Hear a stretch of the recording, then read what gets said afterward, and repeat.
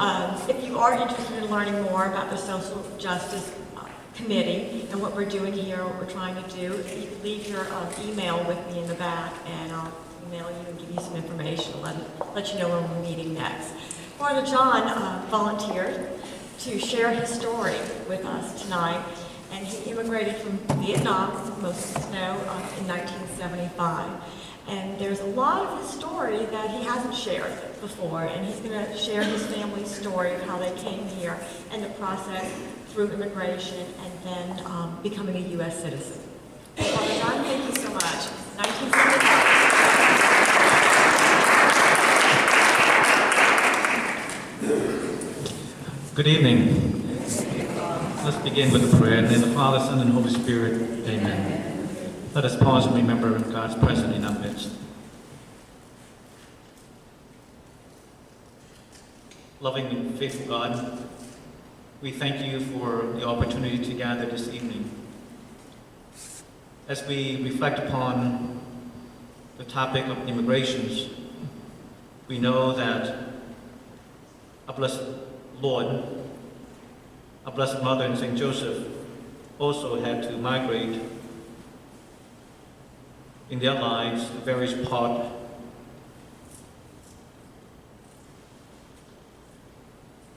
We ask that you continue to bless all those who are seeking shelter, those who have to leave their homeland in order to find safety, in order to live a life of freedom, especially freedom to be able to worship you. We ask that you bless and guide all of our leaders, that they will continue to work together to care for those who are less fortunate than themselves. And we ask that as we gather this evening, that you open our hearts and our minds to continue to know your will for us, but also your will for those who seek shelter, especially in this great nation of ours. We pray all this through the intercessions of our Blessed Mother as we pray. Hail Mary, full of grace, the Lord is with thee. Blessed art thou among women, and blessed is the fruit of thy womb, Jesus. Holy Mary, Mother of God, pray for us sinners, now and at the hour of our death. Amen. Mary, Queen of Peace, pray for us. In the name of the Father, Son, and Holy Spirit. Amen. I certainly want to thank Sister and Sri and all those who invited me, and to all of you who gathered here this evening as well.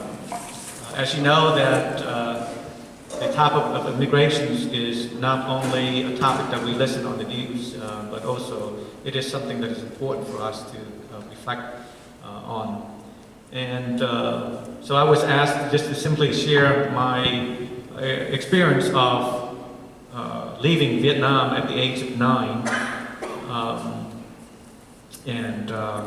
I have to say this, though, my journey to the U.S.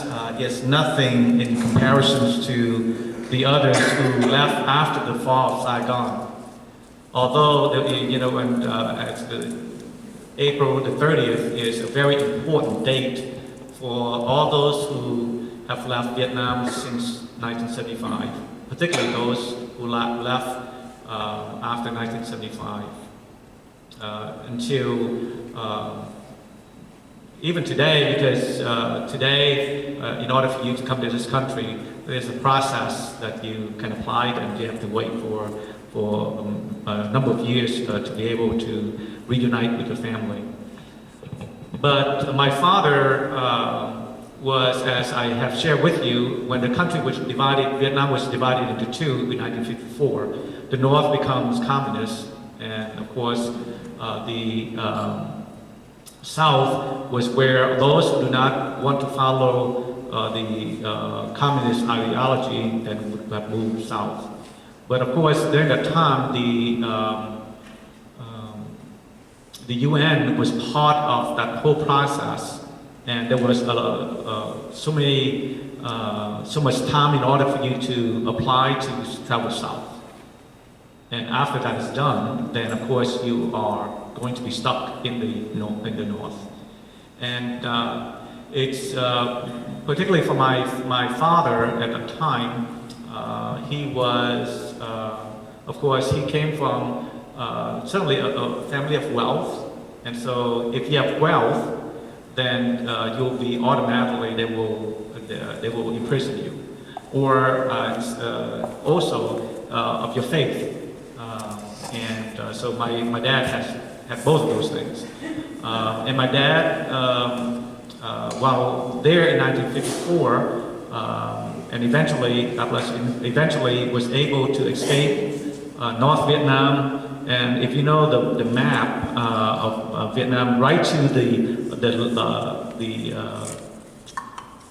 east, you have to travel in Laos. You have to go to the next country and travel south in order for you to get into Vietnam in the south. And so that's what he did, and he was fortunate enough. And I did tell you a story of when I was in the seminary here at Notre Dame at St. Ben, and it was there that I was, at that time I believe I was 19 years old, and I transferred to St. Ben, and I met this one Vietnamese seminarian, and by that time he was in his 50s, but he looked much older for his age. He wore this Coke bottle, thick glasses, you may remember.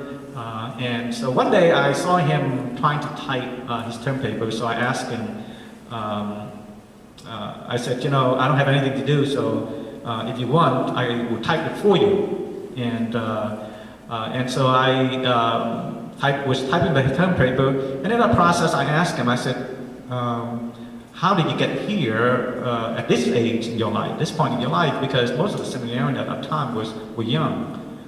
And he said, and of course he told me the story. And he tried to escape from the north, and he was a seminarian, and at that time, of course he was not allowed to. And so he was in prison for 23 years in concentration camp. And so when I heard him, I said, my dad was in concentration camp too, back in the 50s, 1954. And so if you have time, one of these days I would like to invite you to go come to our house and meet my dad. And so I drove him one day. He went to visit my family in Algiers, and it was then that the two of them reunited, because my dad recognized him and he recognized my dad. My dad was fortunate enough to be able to escape, but this seminarian did not. And one of his dreams was that if he could become a priest even for one day, that was his dream. And so when after 3 years of concentration camp, the people by this time, his family and relatives knew his dream and wanted to fulfill his dream. And so by this time the communists already took over the country, of course. And now he's going to have to escape, but the only route of escape would be by boat.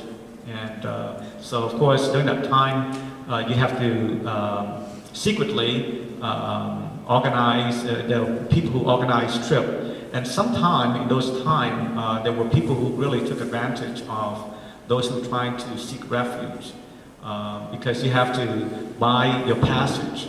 Basically, there's an individual who would plan the trip to escape, and a particular point, a particular time, you would arrive and you would get on the boat and you would travel. Now by this time we would travel either to Malaysia or Thailand, which is in the southeast of Vietnam.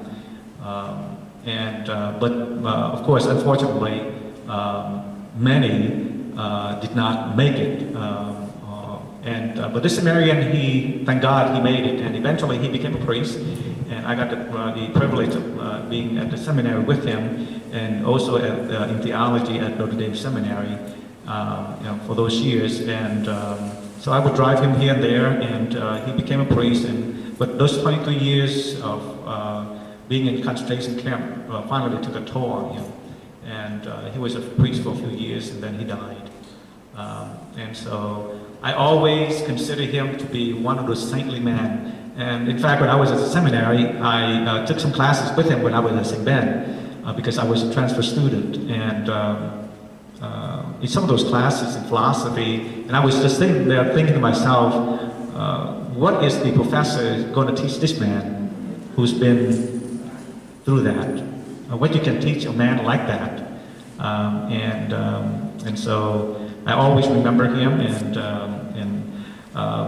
But because of that experience, in 1975, my uncle, who was a lieutenant, he was a lieutenant colonel in the military, and of course, because of that, he realized that the communists was going to take over the country. By this time, it's in April of 1975. And I remember this because it was about a week and a half, roughly about a week and a half before we left Vietnam. On this day, although I was at 9 years old at the time, but in Vietnam at 9 years old, you still are expected to work. And so I was out in the farm area with my dad. And my dad, he was, in Vietnam, he was considered to be a wealthy person. He owned a lot of land. And so he worked very hard and owned a lot of land. And I remember the Jeep came into the farming area where we were. Now back then, the only Jeep that would travel the road would be the military Jeep. And so I recognized my uncle. And so my uncle was his driver. And my uncle spent a moment talking to my dad. And the conversation must have been that the war is going to end, we have to get out. And so my dad, now remember, at this time, they really did not know how to escape. And so, but they have to go to Saigon, which is currently referred to as Ho Chi Minh City in Vietnam. Now, for all Vietnamese who are abroad today, except for those who believe in communism, we will never refer to that city as Ho Chi Minh City. You always refer to it as Saigon. And so, my uncle, I have an uncle who lived there, and so about a week before we left, now you have to remember, when we left, we didn't know where we were going, and my father owned a lot of property and a lot of land, and my uncles and my aunts, we were in that area. And so my uncle, with his driver, sent them one of those military trucks that we sometimes see it when we have hurricane.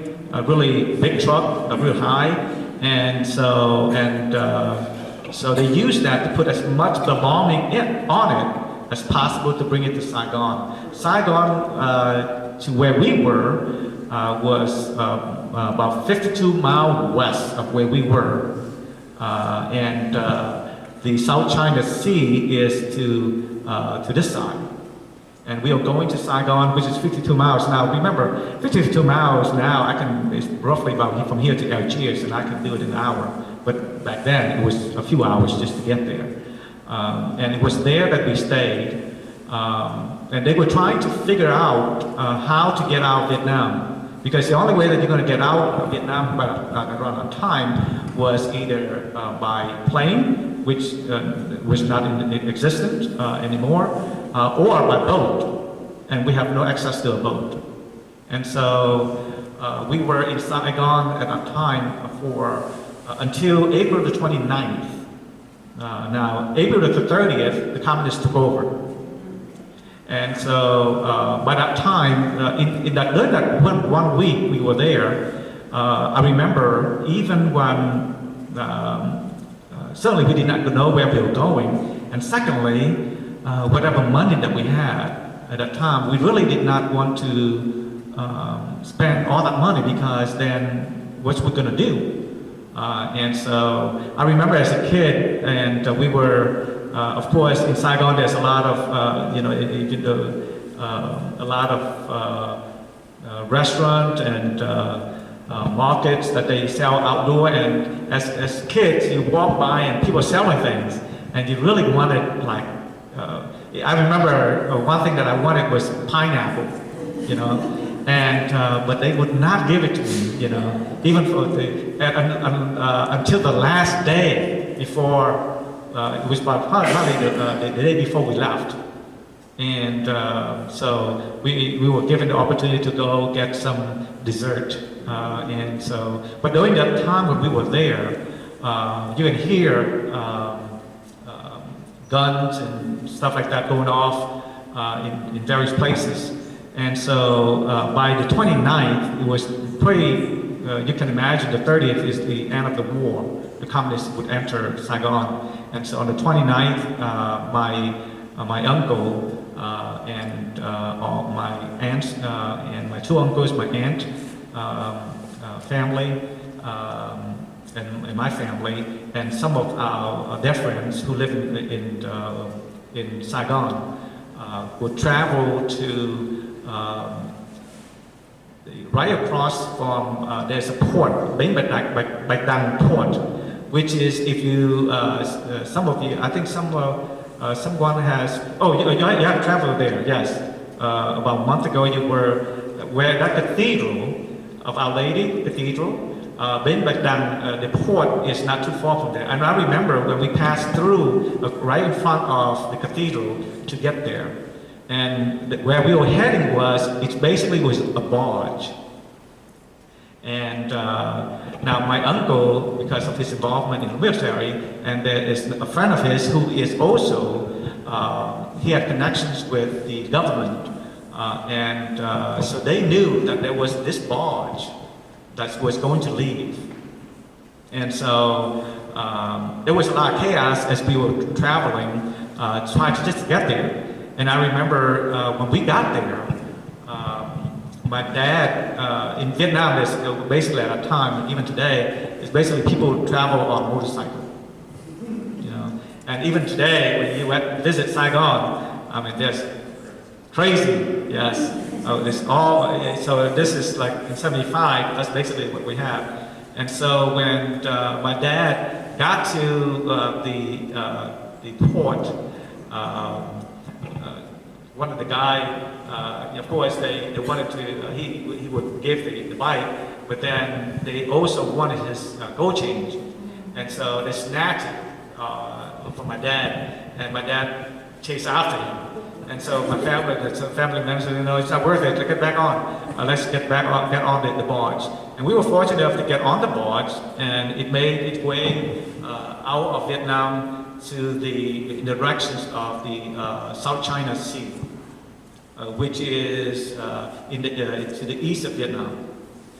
And when we got on there, on this barge, now the barge basically, I believe it was used for certainly transport of materials and military items. And the barge is the shape of it is like this room, and surrounded by double fence, which is in the middle of it are all sandbags.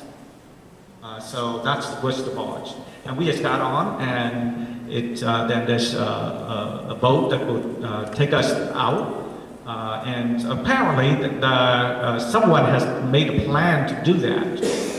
And so there was only a handful of family that were on that barge.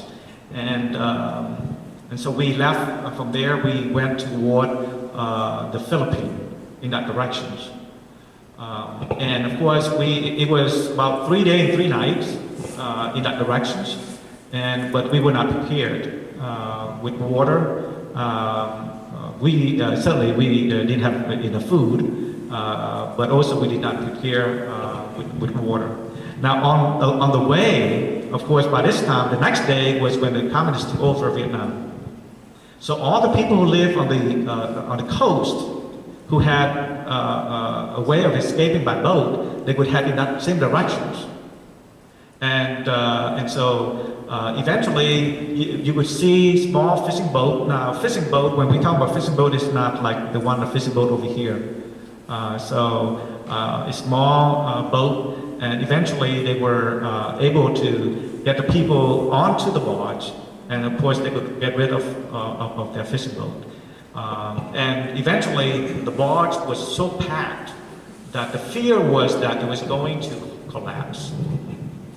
And of course, those who were Catholics prayed and made many promises, I'm sure.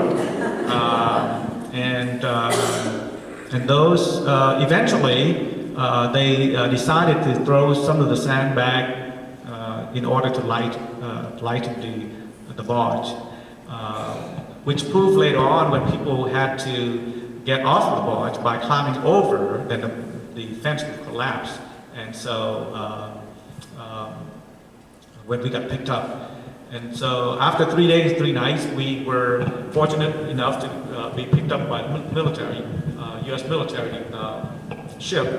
And they put as many as on as possible. Initially, they would only pick up the women and children. Of course, obviously, so that was the procedure. And my dad at that time was afraid that the reason why they did that was that they were going to send the men back to fight. That was the fear of my dad. And now how do I know that? Because I remember as we were trying to get on, and so my dad tell me, pretend that you pass out. And I was 9 years old. And of course I said, I'm okay. I didn't know his plan, you see. And he said, say, pretend that you pass out. And so the idea was that he was going to carry me, and the rest would go, the family would go, but by this time, my stepmom was with the other. And of course, then she would be able to get on.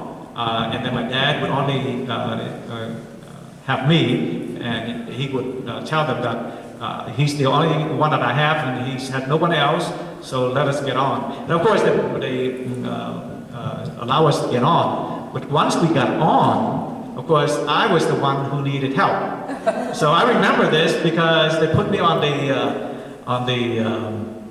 the ship there, and of course, when you pass out, they figure that you're dehydrated and all that. So the first thing that came was a bucket of water. And of course, I quickly got up, and then, but we were very fortunate to be able to travel from there. They picked us up and took us to the Philippines. We only spent just a few hours in the Philippines. Now, some, for various reasons, God bless you, spent more time in the Philippines than us. Some spent months and sometimes years. But at that time for us, we were only there for just a few hours, of course, to be able to get food and drink and so on, do the paperwork that they had to do, and then they would then fly us to Guam. And so at Guam, we would stay in tent, and the only thing there was that in the morning and lunch and dinner, we would line up to go get food and eat, and bring back to the tent, eat, and then stay there. There's nothing to do, and we spent a short time there, and to be processed. And then from there, they flew us to Fort Chaffee in Arkansas. And it was in Arkansas that we stayed the longest. We was in Arkansas. So we left in the end of April, so let's, it's like May. But by August, sometime in August, we had made it to Fort Chaffee in Arkansas. And so we stayed there, and as if you know anything about the Vietnamese Catholics, they turned all those churches, they named all the churches with a saint or with a Blessed Mother's name, and so on and so forth, and we would go to church. We were fortunate enough to have some priests that were able to celebrate Mass. And so the only thing in Fort Chaffee that we did, besides eating and sleeping, we would go to Mass, and also they gave us the opportunity to learn English at the time. And so we stayed there until we were able to be sponsored out of Fort Chaffee. Now, we were very fortunate in 1975 that Archbishop Hannon was here. And through Catholic Charities, he opened the doors for the Vietnamese to be able to come to New Orleans. That's why we have so many of the Vietnamese in this area at that time. And when we got here, of course, then we have to, there's usually a family that would sponsor us. You know? And so we were fortunate enough to have a family that sponsored us who live in Algiers. And they have two adopted children.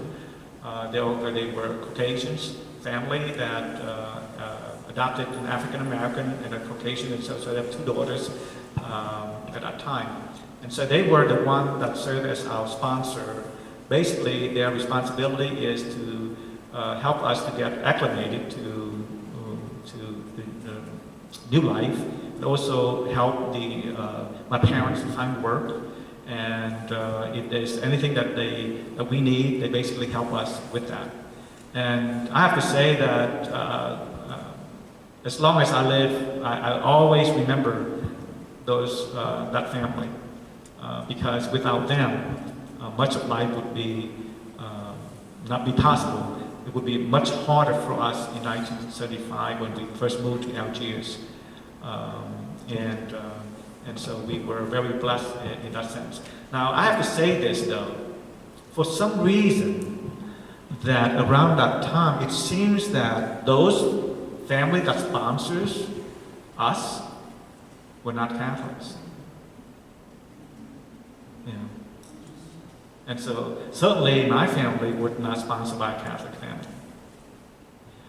In fact, there were others who, one of the things was that, I remember there was some other family who would like to help us, but then we have to move to Canada area, and at that time, we did not know where Canada was. We thought it was somewhere far, far away. And so my dad, his fear was that because they were not Catholic, that we eventually would not be able to practice our faith. And so remember that my dad would die for the faith. And so he decided to stay in Algiers, and that's where we stayed. And so, and then of course we got the opportunity to go to school and so on and so forth. Those who left in 1975, like we did, we were very, very fortunate, very blessed, because our journey to, whether to the US or to Australia or some other part of the world, was nothing compared to those who had to escape after the fall of Saigon in 1975. Because in 1975, after the fall of Saigon, all those who escaped no longer were able to go the route that we went, because to get to the Philippines would be impossible with the boat that they had.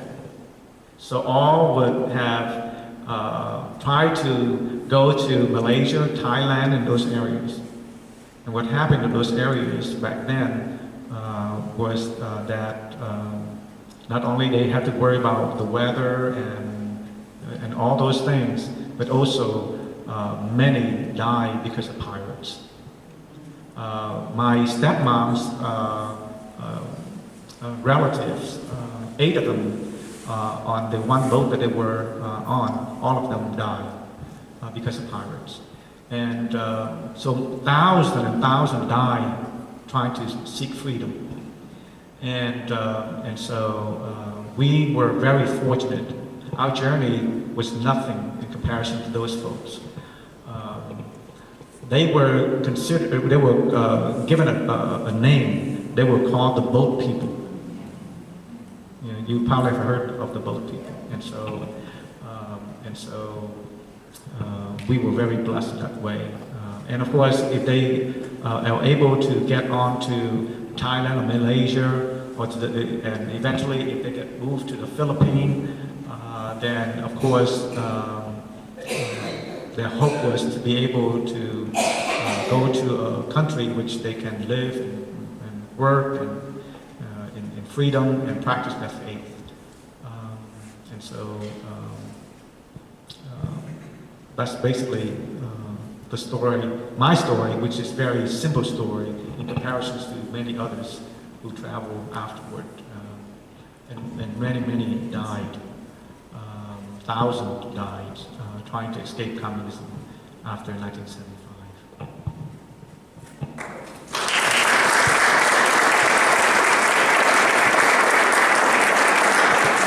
This is the simple story. I don't think it's that simple, right? Thank you. Okay, we'll take just one question because we're going to have questions at the end, but we're going to take one. I was just wondering if you had your vocation during that time, or did it happen later? Whether or not I had my vocation during that time, probably my dad thought of my vocation for me. You know, when we were on that barge, you know, there's a lot of prayer and a lot, Lord, if you save my family, I will give you these kids, you know. No, I was too young, and I didn't, and that was one blessing for us too, being young, because you did not have to worry about the future and all the concern about life. We just tag along, and the only thing that would bother us at that time was that we may die. Of course, we always see just water, but also food and drink. That's basically, and of course, the things that we miss, and I miss my dog. Yeah, I miss my dog. I didn't miss any of my friends. I told them that when I went back in '93. I didn't miss any of you guys, I miss my dog. Thank you. I think at the end we can take questions both for Father John and for Martin.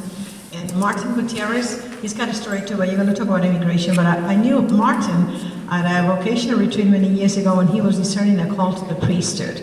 But I also knew Judy, and Judy was a very nice, sweet girl.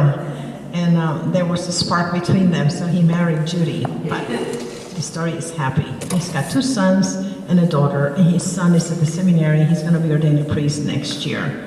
So congratulations, Martin. He works for Catholic Charities, and I know he was working at a bank before Archbishop Amos says, I need you in Catholic Charities, so come over here. And he's in charge of the refugees and immigrants. He's in charge of helping immigrants getting settled in the Archdiocese. And he's a great guy too. Thank you. Thank you. Thank you, Father, for sharing your story. It's really amazing, the similarities. I was 14 when I left Nicaragua. When we left Nicaragua, my brother was 9. You were, what, 9? And we had a dog, too. And I didn't cry for the dog. I really missed my friends. But my brother, the only thing he was concerned about was the dog. And that Susie, that was her name, was going to be killed when the communists came. He was concerned that the communists were going to come and she was going to start barking, and they were going to shoot her. So it's really amazing how these things, work out. So, Sister stole my thunder. Normally I don't talk about my kids until the end of the talk. By the way, Sister, how much time do we have? Half an hour, okay. So I'll tell you a little bit about my kids from the beginning, and since we only have 30 minutes to solve the problem of immigration. So Andrew will be ordained a transitional deacon in May, and God willing, I'll be ordained a deacon in June. God knew that he was going to be a better priest than I would be, so he allowed me to meet Judy and get married so we could produce Andrew. I also have an older kid, Martin. He and his wife made us grandparents for the first time 11 months ago. He's a sheriff deputy in Jefferson Parish. He graduated from college and went on and has been working in law enforcement for 4 years. And my daughter, she's 22, she's getting a master's in counseling at Holy Cross. So it's a good thing that we'll have a counselor in the family, because with a priest and a cop, we're going to need some counseling. So I've been asked to share, and my wife, obviously we've been married 30 years. She's definitely my better half. I got the better end of the deal on this one. By now you know already that I was not born here. My accent is a mixture of my Nicaraguan upbringing and also my Chalmatian upbringing. I grew up in Chalmette, and I spent 8 years in Chalmette when I was 14 until I got married at age 23. Went on to my freshman year. I ended up in Promised Land Academy in Braithwaite. So imagine that, coming from Nicaragua on a 2 weeks vacation that has extended now almost 40 years. End up my freshman year in Braithwaite, Plaquemines Parish, and then I transferred to Chalmette High School, spent 3 years in Chalmette and graduated in '83. Went on to, I got a job as a banker, as a mail clerk and runner at the local bank in St. Bernard. Spent 13 years in banking, worked my way through college. I have a degree in business. Never thought I would work for the church, but God knows what He does, and it's been 21 years now. My wife and I decided that we would do it for 2 years. 2 years came by, and now it's 21 years. So I'm gonna go really quickly, and excuse my voice. I've been fighting a bug for about 2 weeks now, and I'm gonna talk about immigration from a Hispanic perspective, obviously. One of the differences between Father and I is that he came here as a refugee. I came here as an immigrant, and I did not know that I became a refugee while I was here, okay? So we'll talk a little bit about that. So, what are the concerns of immigrants and refugees in the country here? By the way, we do resettle refugees. Catholic Charities continues to do that. We've been doing it since the 70s. We still do it. Now, there's a ban right now, so we don't have that many coming in. But over the last few years, we have resettled families from Burma, Iraq, Syria, and some other countries. Very few Vietnamese are now coming as refugees, but those are the families that we are resettling. So what are the worries of refugees and immigrants here in the United States? What concerns them? Well, believe it or not, it's employment, getting a job, housing, education, healthcare, and safety. Crime. Sounds like the same thing. We all worry about, right? The difference is that, many times they have to worry about the language, the culture, and the big elephant in the room, their immigration status. So imagine, if life can be difficult at times, imagine how much more difficult life can be for an immigrant or a refugee that is dealing with all those situations that we are dealing with, that we deal with every day. But on top of that, you have to worry about not being able to go to the grocery store, to the school, to the hospital because of the language barrier, the culture, or maybe even your immigration status.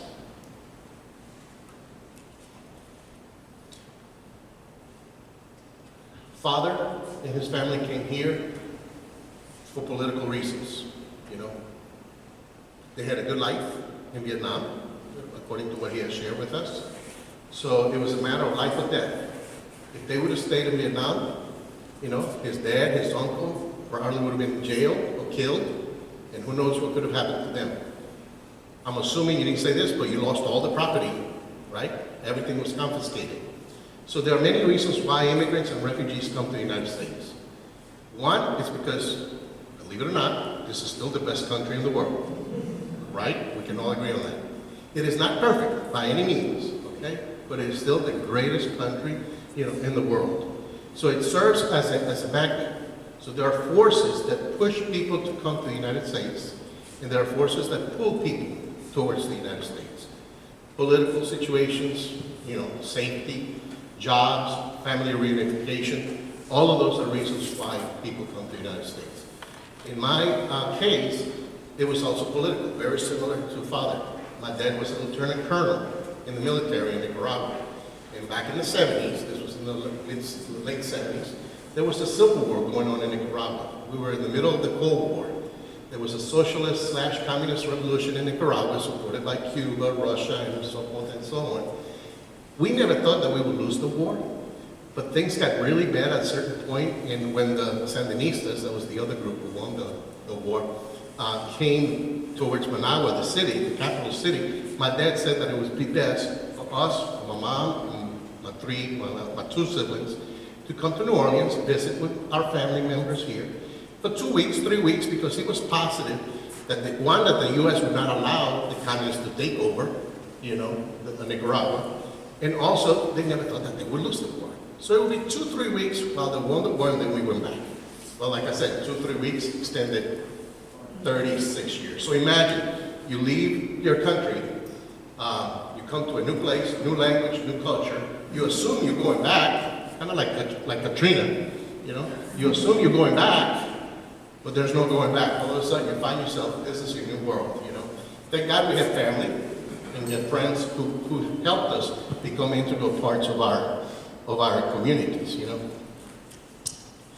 The hot issue with immigration is the issue of the undocumented immigrants, okay?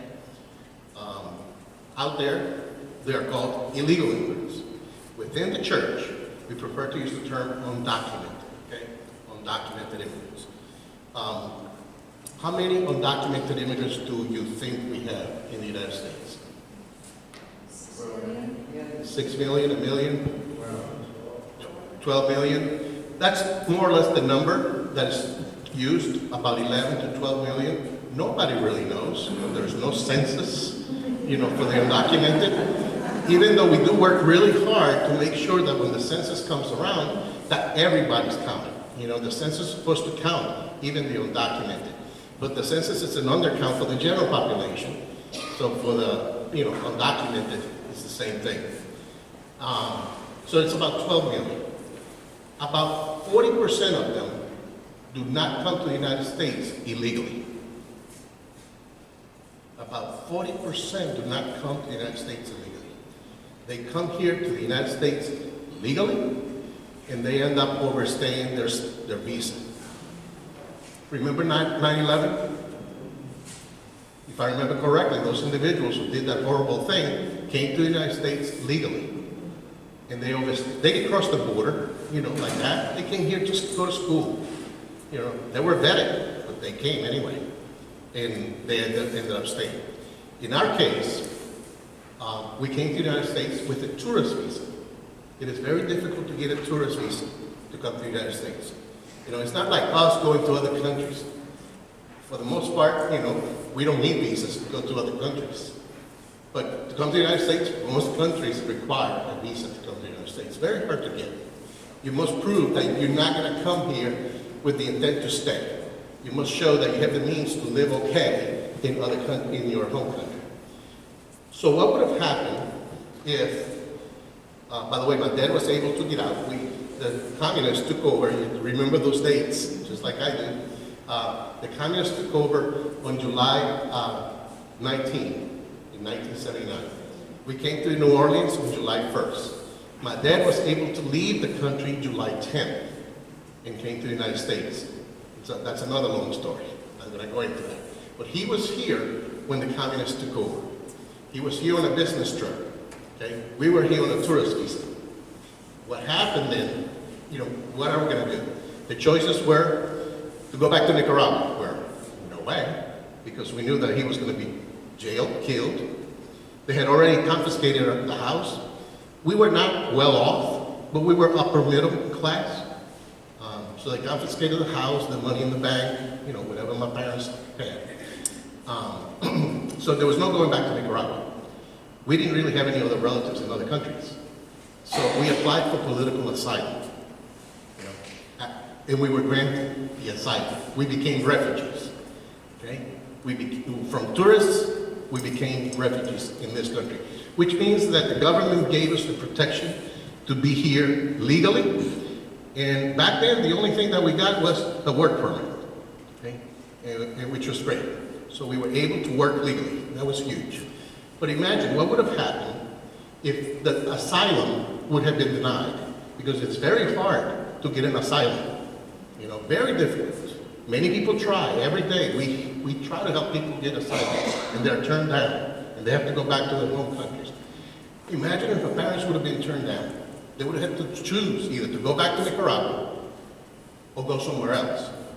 I said that this is still the best country in the world. It was still the best country back then. So the opportunities, even as an undocumented immigrant, were better here than going to Mexico or going to Canada. We had relatives here. You know, there were more opportunities. I tell you, my parents would have chosen to stay here undocumented. Guess what that would have made me? You've heard in the news the term DACA, dreamers. I would be right now a dreamer, because I would have become an undocumented immigrant. Yes, I came here legally, okay? My parents came here legally, but that tourist visa would expire within 6 months or so. I don't remember exactly how many months. So I would have became a dreamer. And who knows, you know, I probably wouldn't be here talking to you because I don't know what I would have went to school, what I would have done. Trying to rush you. And I'm going to jump back and forth. The road to citizenship. Are you a U.S. citizen, Paul? How long did it take you to go through that process? I don't remember, but I came 75 and I became a U.S. citizen when I was in college. So that was, I think, about 87 when I became a U.S. citizen. So 12 years? Look, I came here in 79 and I became a U.S. citizen in 1992. About 13 years, just about the same amount of time. You know, so tourists, asylees, once we were able to apply for our green card, which is not green, by the way, okay, it's a pink card. Yeah, it is, literally, it is. But it used to be green, but now it's pink, but we still call it green. Okay, so the green card, I applied for the green card. My parents did at the time. And then when I had the opportunity to apply for my citizenship, I did. So I did everything by the book as soon as I could. But still took 12, 13 years to get to where I was. Okay? So I'll at the end I have some flyers that show you best case scenario of how someone can become a U.S. citizen is 7 years. Worst case scenario, never. But 25 years could be. Okay? Why don't these 11 or 12 million individuals just apply and get in line like everybody else? Any reason? Any reason? Can you think of? ICE. There's no law, there's nothing in the books right now that would allow them to become legal. It's as simple as that. So there's no way, you know, people say, well, why don't they don't apply? They've been here 20 years. They should have become citizens already. They can't. That's why the church for 30 years has been promoting comprehensive immigration reform. We have to find a way to provide for those who are here already a process by which they can become legal. And the church goes all the way to eventually become citizens, okay? Except that right now, if I bring an undocumented immigrant to the immigration office and say, hi, he wants to apply for legal status, most times there's nothing that would cover him. That's why we need to change the laws. You know, Archbishop David has called immigration a pro-life issue. You know, and oftentimes the church is criticized because we get involved in the immigration issue. But as, you know, Catholic social teaching requires us to get involved and try to change laws that we think are unfair and unjust and inhumane. We do a good job in trying to change the abortion laws. And nobody criticizes us for getting involved in that issue. Well, by the same token, we have to get involved in the immigration issue. Catholic social teachings requires us to be involved. Now, does that mean that the church is in favor of open borders? No. Is the church in favor of illegal immigrants coming into the United States? No. The church believes that we should have controlled immigration. You know, we're not talking about building a wall, okay? But there's got to be a way, a mechanism in place to allow for the flow of people to come and go in a controlled way. Okay? There's got to be. The details, sadly, we got to leave it up to Congress to do that. But, you know, most people think that the church is in favor of amnesty, and we're not. We believe that for those who are here within the United States, they should have a process. You got to draw the line somewhere. You can't say, okay, anybody who comes by tomorrow will be able to get in. No, because then you're going to have a bunch of people rushing in. So you're going to have to draw the line. And unfortunately, some people will be left out because of that line.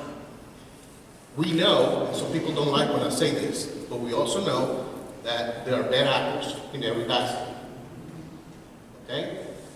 So we know that there are some bad apples in this basket too.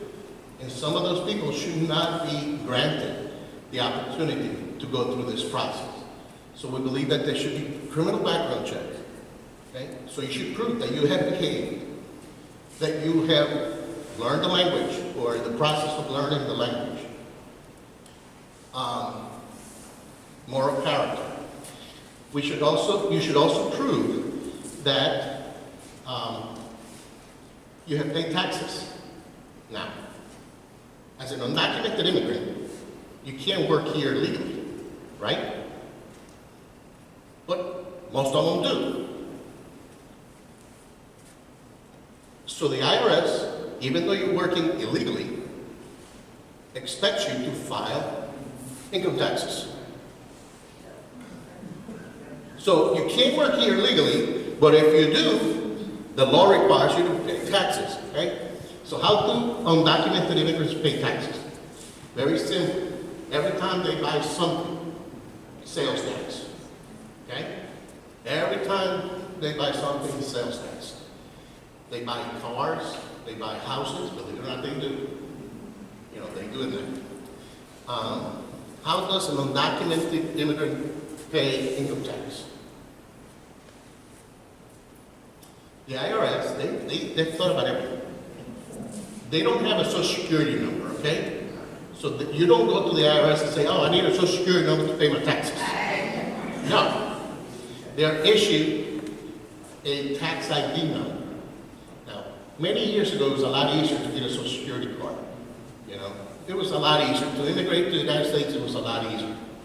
A lot of our probably great-grandparents came here without any documents. Maybe they came undocumented. You know, I don't think they had visas to come to New York, you know, from Europe, you know. So they pay taxes using a tax ID number. A tax ID number. Now, we should also require to prove that they have paid taxes. We're not against that. If that's a condition, go for it. So they pay these taxes in those forms. There's another way that they pay taxes. Even though many of them work under the table with cash, getting paid cash, many of them are working with wrong, fake, or social security numbers that belong to other people. Okay? And they get a check. But every time they get a check, you know, there are deductions there. The FICA taxes. And some of it's federal income tax, you know, Medicare, Social Security is taken out from them, and the employer has to also contribute to that fund. Well, let's assume Martin Gutierrez is an undocumented immigrant, has been working for the church for 21 years, and the church doesn't know this, even though there's a way he verify, and there's also the IRS can sometimes find a mismatch between a social security number and a name, okay? And they send a letter to the employer, and then normally the employee just goes away. But let's assume that doesn't happen, because most times that doesn't happen. So after 21 years of working here in the United States, I'm ready to retire.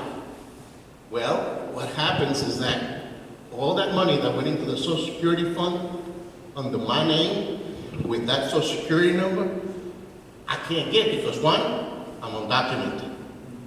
Two, there's no match. It doesn't belong to anybody. So the Social Security system has this fund, a suspense fund, and in 2010, it is estimated that $13 billion went into the Social Security fund from people that had Social Security numbers like the ones I just mentioned to you. I don't know about you, but I don't know if I'll see Social Security, in 15 years from now. But, perhaps my parents are benefiting from some of the money that undocumented immigrants are putting into the fund. Some people don't know that, don't realize that. So going back to the security, so we do not think that we should have open borders. We should secure the borders. The issue here is that we should not just do one thing, okay? We should be able to do, we are better than this. We should be able to tackle this issue in a comprehensive way. We should be able to secure our borders and at the same time deal with those 11 or 12 million who are here already. And by the way, it's ironic that we're going to build a wall across Mexico, but nobody's worried about the border up in the north, and that's a much longer border. So it's a broken system that needs to be fixed. There's no way that current undocumented immigrants can apply for any type of remedy. We talked about the taxes. Oh, I've been working for the church now 21 years. Started as the director of the Hispanic Pastor. In 21 years, I have not met an undocumented immigrant who is receiving food stamps or who is on welfare. But if you listen to the news, if you watch TV, you would think that all over the United States, the undocumented immigrants are living off of food stamps. Listen, we don't come to the United States looking for, food stamps. Welfare. No. We come to the United States to work our butts off. We have bigger dreams than that. We don't even know about food stamps because there's nothing like that in other countries.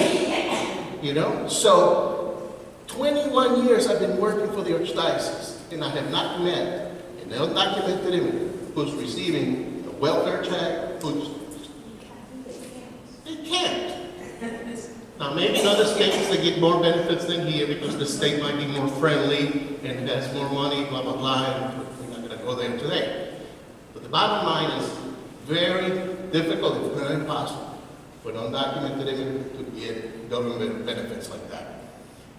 Now, if you are an undocumented woman, you get pregnant, that child, if she is born in the United States, by Constitution, that child is a U.S. citizen. And that woman has access to prenatal care. Okay? The baby is born, the baby is a U.S. citizen, that baby can access whatever any other American citizen can access at that time. Food stamps, WIC, whatever it is. That woman, though, as soon as that baby is born, within a few days, she doesn't have any postnatal care available to her. She's done. Okay? But the baby can qualify for the chip and things like that. All right, let's have fun to finish up. So Father just shared that he became a U.S. citizen 12 years after he came here. I became a citizen in 13 years. I'm guessing that you're probably going to mess up my punchline here, but I'm going to do it anyway. Who can prove right here, right now, that he or she is a U.S. citizen? You? Well, how can you prove it? Do you have it with you? No, I said right now. Right here, right now. Because ICE is getting ready to come through those doors. And it doesn't matter what you look like, because immigrants come in all kinds of shapes. Listen, we elect some really dumb people to office. A few years ago, about 8 years ago, I don't remember exactly the year, there was a legislator from the North Shore who tried to pass a bill that would make it illegal for a landlord to lease, to rent an apartment or house to an undocumented immigrant. Okay? So as a landlord, you would have to be required to verify immigration status. So obviously we were against it, you know, so we kind of did some lobbying. And I remember a reporter came to my house to talk about this issue. Whatever I said, I remember saying, look, just because somebody looks like me doesn't mean that they are undocumented. The reporter picked up on that, left the house, came to talk to the legislator. The legislator then went on and said that he had gone to the store, I don't remember which store it was, and said that you would have thought that we were in another country because there were so many people there, you know. Not that they were rude or ugly to him, but you could tell that they were from another country. And you could tell that they were undocumented. And so the reporter picked up on that and said, how could you tell that they were undocumented? By observation. Those are the people we are electing. Making laws is like making sausage. Most times these people don't even read the bills that they're voting on. They don't even know what they're doing up there. It's really ridiculous, but we're still the best country in the world. Where was I going with this? Oh, the citizenship.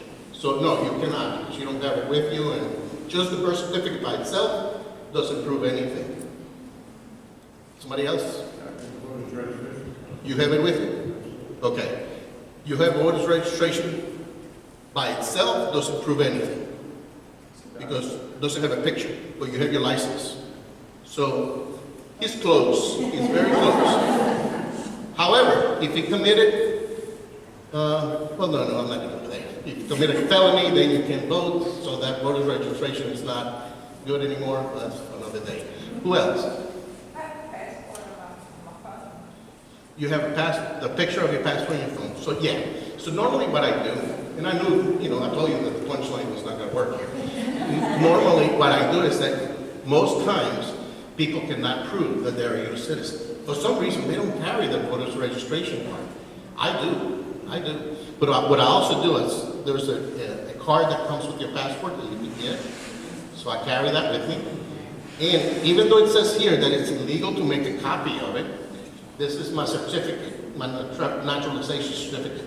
And I have, you know, laminated, I carry it with me. Also made a life-size copy of it, and I have it on my wall. It says it's illegal, but I'm so proud of being a U.S. citizen. Actually, I thought about doing this when a few years ago I had to go to Arizona, and in Arizona things can really get bad, and I didn't want to be in trouble. The last thing. I was teaching a junior achievement class many years ago when I was still a banker. And we started talking about, you know, what am I called? Am I called Latino, Hispanic, you know, and then we've talked about this issue for a long time. So it doesn't matter whether you call me Hispanic or Latino. I can go either way, it doesn't matter. There are some people who are more sensitive, some people prefer Latino, some people prefer Hispanic. The term Hispanic was invented here in the United States. You know, I did not know that I was Hispanic until I got here. You too? You didn't know you were Hispanic? I did not know either. And I know you didn't feel this way, but I did not know that I was not an American until I got here. Sister, how many continents are there in the world? 5 continents. In Spain, she was taught that there are 5 continents.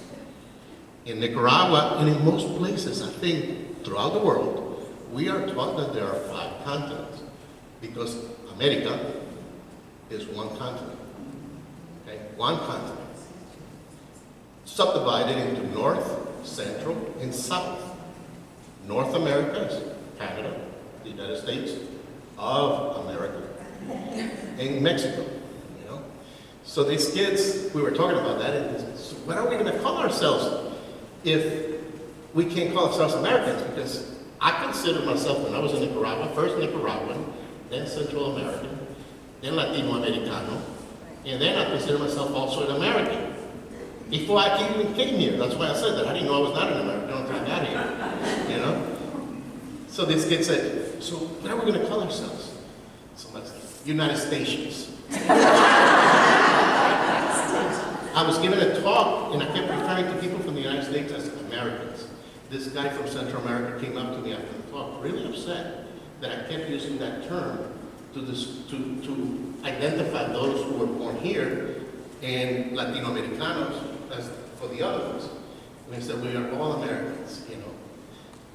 The name of this country is not American. So I find it intriguing sometimes when, you know, I have to really pause when, you know, we sing God Bless America. So are we talking about the United States or are we talking about the continent, America? I know better. I know we're talking about the United States, okay? But think about it. It's the United States of America. The name of the country is the United States. It's not America. For some reason, we prefer to use America. God bless America. God bless this, God bless. When you buy something online, the name of the country doesn't show up as America. It shows up as the United States. So, little things to think about. Questions? We can take questions about 10 to 15 minutes. Okay, is that good? Okay. All right. Question back there. Another one here. Martin, how do we reconcile this problem with the 12 million that are undocumented and all those who are on the waiting list trying to, waiting for years and years and years to come in legally? Yeah, I failed to say that the other thing that we should do is find a way that these who are undocumented do not get in front of the line of those who are waiting. So give them some kind of legal status. Allow them to work here legally, okay? But make sure that those who are being processed right now continue to be processed and are given preference. So, get in line just like everybody else.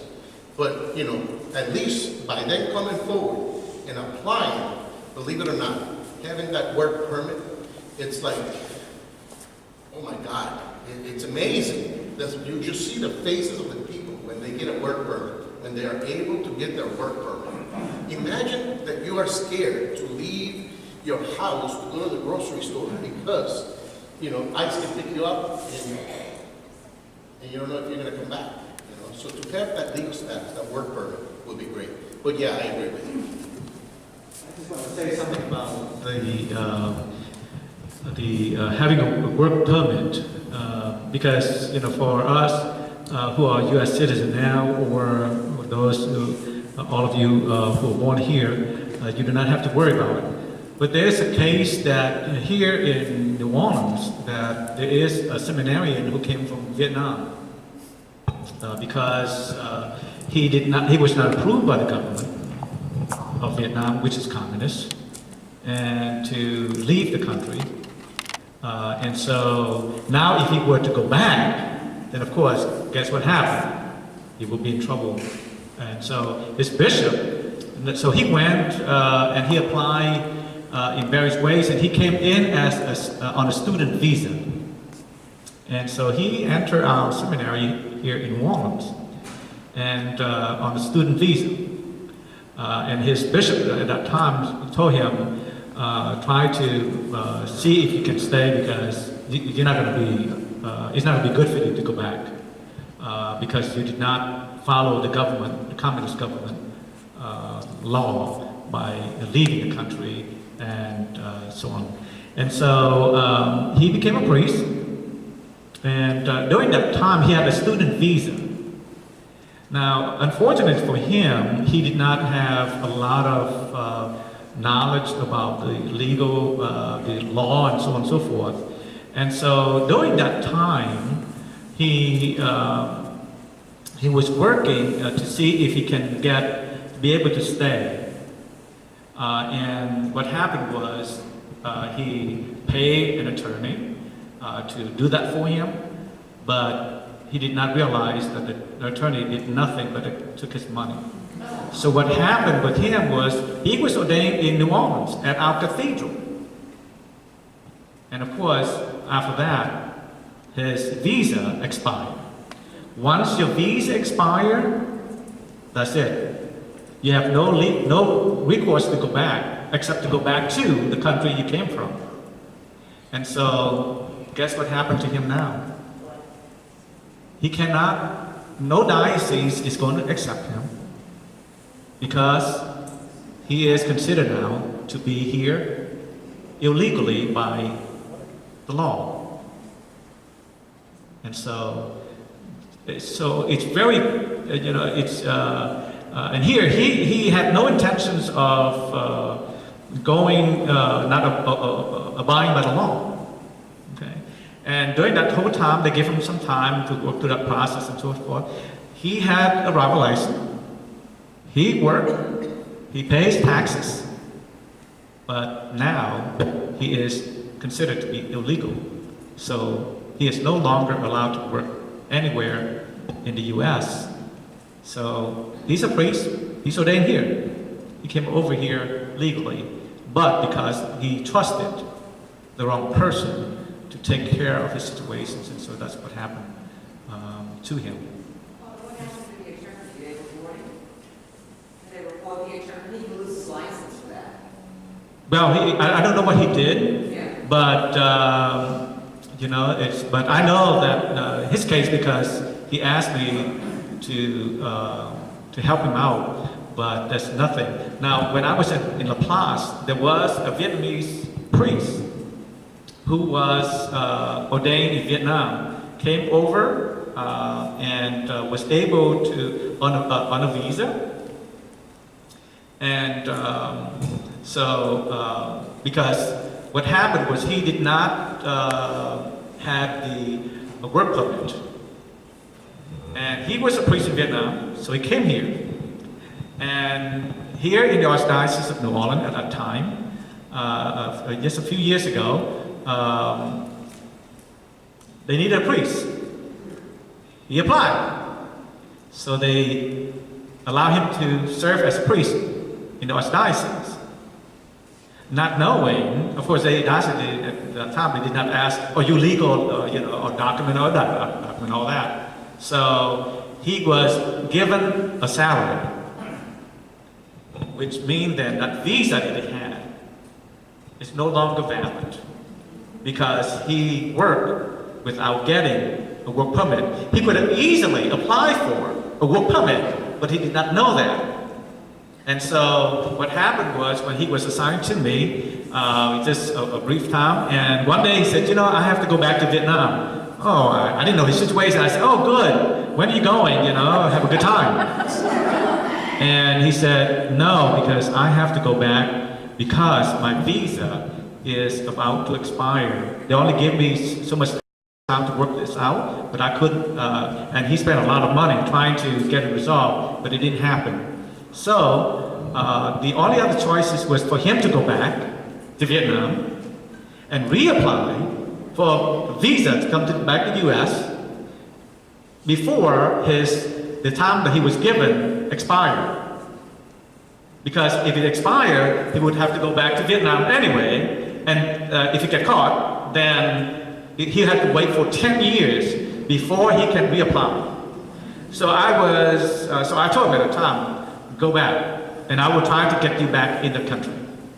So he went back, and it took me a year and a half.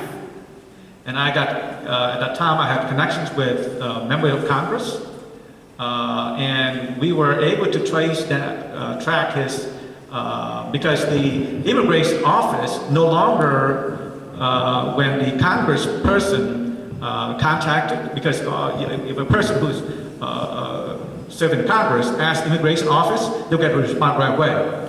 They were looking for his file, and it took them a few months for the immigration office to locate his file. So it took a year and a half for him to be able to come back to this country, you see. So it's a mess, to say the least. Father just mentioned two examples of how somebody could become undocumented. Here in the North Shore, you have a lot of nurseries and horse farms. Some of those workers are probably here legally, working on work visas, but if they come to the United States to work for a certain employer, they can only work for that employer.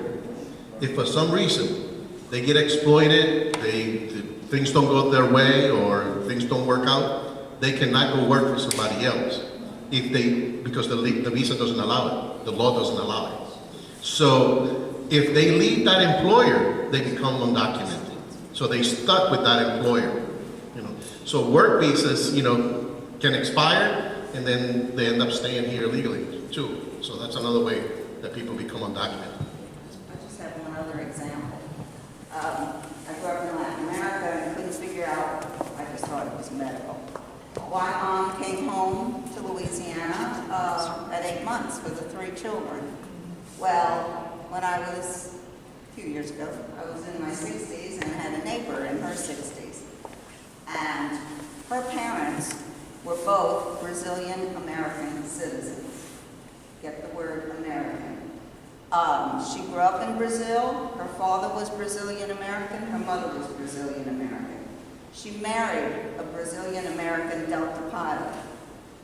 She had 3 children, Brazilian American citizenships. And unfortunately, about the age of 60, her husband passed away. And she applied to the U.S. government for her Social Security that her husband had put in for all of those years. And they said, "We don't owe you Social Security." And she said, "Well, he's been paying it and putting it into the system. He was a Delta pilot. It's an American company. I mean, it's all documented." And they said, "But you're not an American citizen." And she looked at, "What do you mean I'm not an American citizen? My parents are American, Brazilian American," on and on. She was like 4th in line in children, and guess what? Her parents forgot to register her at the American Embassy. And all of her siblings, her children, her parents, they're all American citizens but her. She was not registered at the American Embassy in Brazil. So, the technicalities are, we used to laugh about it. Well, Mom didn't trust the Haitian hospital.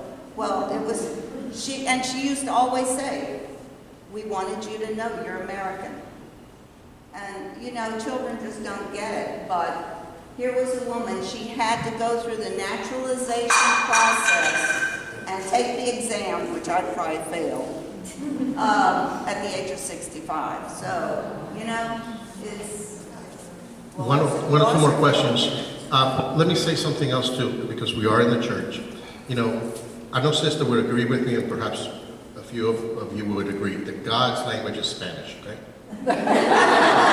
Father, it's not Vietnamese, it's Spanish, okay?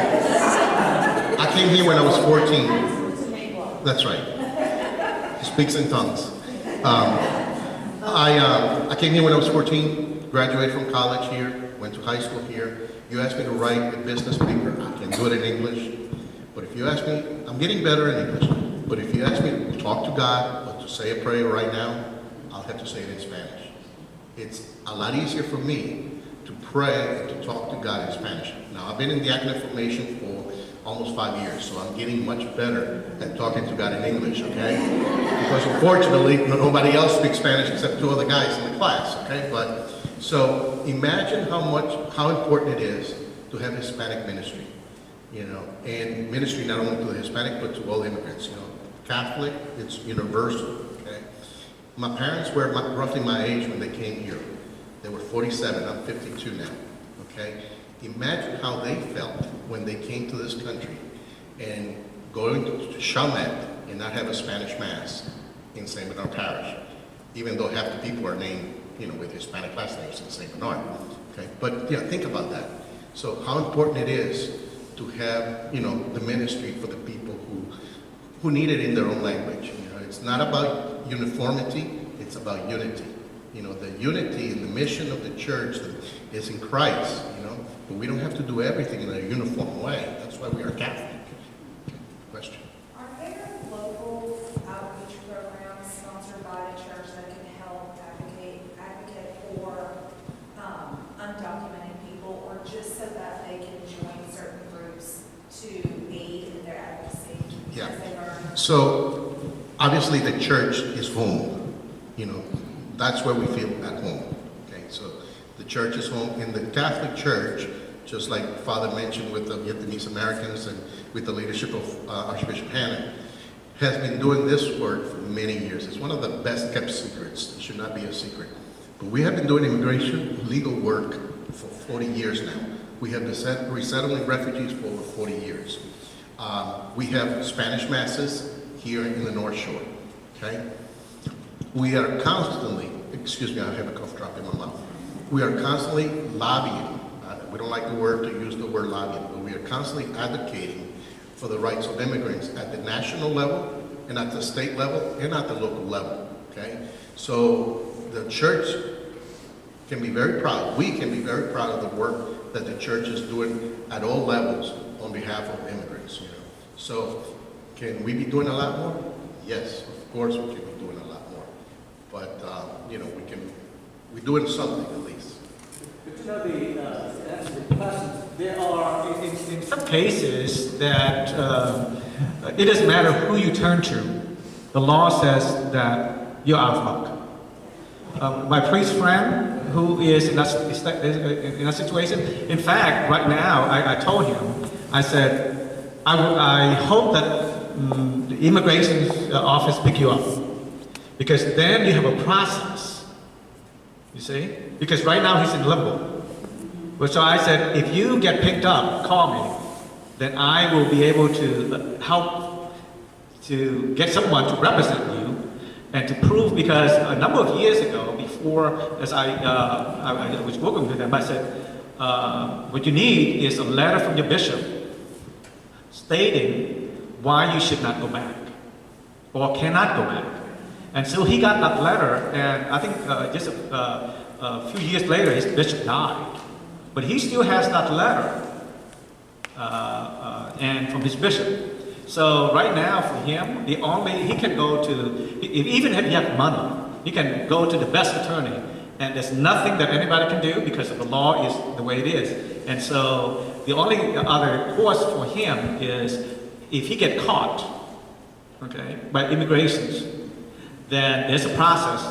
They're not going to put you on a plane, and so we're going to go through that process and to appeal his status. You see, but right now he's still out there and no work, and just rely on and cannot celebrate Mass publicly. He can do it privately as his resident, and just rely on people's goodwill to support him now.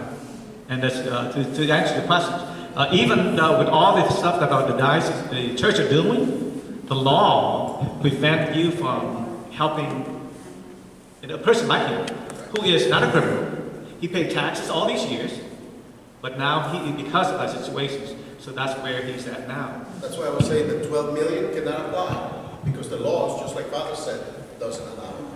I want to say something that we're doing here, because those who are here legally, just to move into citizenship, like we have ESL classes, English as a second language. We have one of the Knights of Columbus and his wife that teach classes every other week, and here's the big advocate, Elizabeth Ryan is one of the big advocates.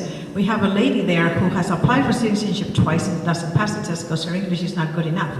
So they have to, if you come here as a child, you have no problem. You come here when you're 15 years old, 10 years old. But if you come here to this country when you're 35 or 40, it's very hard to become fluent in another language. So some of the stuff that we're trying to do here, and we thank Father John is very supportive of that, just to have the ESL classes here, that's very helpful. That eventually they will become citizenship classes, because even those who are here legally, it's still very hard when you're battling with the language. So if you want to help us, just let me know. And here's Elizabeth too, who has been a big pioneer too. Thank you, Sister. I just wanted, one of my neighbors approached me last week and asked me, Elizabeth, why is so much complicated immigration for you guys? I said, well, in the TV and the news, they put it very simple. They say, oh, you just apply and get it, and that's it. For me, it took me 15 years to become a citizen, and I came here legal. I came as a tourist, and I stay working for the YMCA as a translator, and it still was harder to get the documents straight. I have a lot of patience to the whole process to get in and everything, but it's not that easy. It costs a lot of money. It costs at least $5,000, $10,000 to get all your paperwork straight. Plus, you have to go to school, you have to pay bills, you have to. I'm not saying we complaining, it's just to understand how the process takes. It's a long process, and some people that just got out in the process, they can't even speak the language. They need translators to, interpreters to do the paperwork, which is, you have to pay more money. And then that's okay, but it's a process. We're going to take just one more question, then we're going to cut it. And those of you who have questions, you have expert 1, expert 2, expert 3. I'm always expert 4 too. I don't know that much, but I'll pretend that I do. Okay, it's just one of the last questions because you're very special. I appreciate this discussion, this learning part, and I get to travel the world. I've been to Damascus in the last 5 years on almost every continent, so I see a lot of things. I actually go to Houston and go to Mass there with the Santa Rita Church. What I'd like to hear is there, in my view, is a conflation of the two issues of the people that are here that we have great sympathy for and have integrated and come to the part of the country. But what we don't hear about and we don't get clarity from the bishop or actually beyond is that we will secure the borders. Because a lot of people here are old enough to remember 1984 when we had the last amnesty, and that was the same discussion. We're going to secure the borders. Well, we know from part of the political group that they'll say that, but when Goldman Sachs pays the money, they'll say, no, I'm for open borders. So what I would really like to hear from you is specifically the border secure. And what I would like to hear from the bishop is more clarity on that issue, more clarity on abortion, and more clarity on family. Because we've gone 5 years and we haven't had answers on family and we haven't had answers on abortion. So we're conflating a lot of issues here, I think, with a goal in mind. So specifically, could you address what do we do going forward? Sure. I'm not going to This is the last one. I'm not going to address the issue of abortion because, you know, it's not tonight. Right, but the immigration, yes. You know, one thing I did not say is that there are root causes of migration. And unfortunately, you know, if we talk about Latin America, corruption is a huge problem down there. These countries are very rich.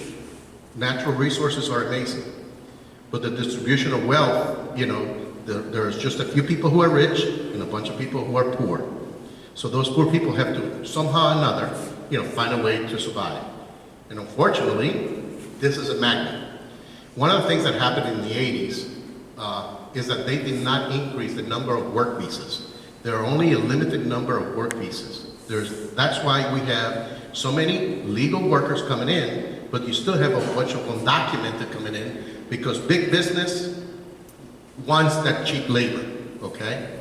So if we had more work visas, a more controlled way, because people don't want to come here, work here legally, and not able to go back. You know, they would rather have some legal status that would allow them to go back and maybe not even become U.S. citizens even here. So there's got to be that flow, that transit. Will you ever stop illegal immigration? Impossible. Even if you build a huge wall, you know, so we cannot, you know, we cannot expect that there will be no illegal immigration. That doesn't mean that the church is promoting it. So the church is clear. We need to secure the borders. Now, the church is not in the business of building walls. We're going to leave that to the government to secure the border, okay? So the church can talk about principles, but the details of how you secure the border, obviously not. But we are in favor of securing the borders. We're not in favor of illegal immigrants. Okay, why don't we give both our speakers a big hand and we have refreshments. And if you have more questions, you can ask individually all these people that are here. Without the microphone, so that the rest of us can go for the refreshments. Thank you very much.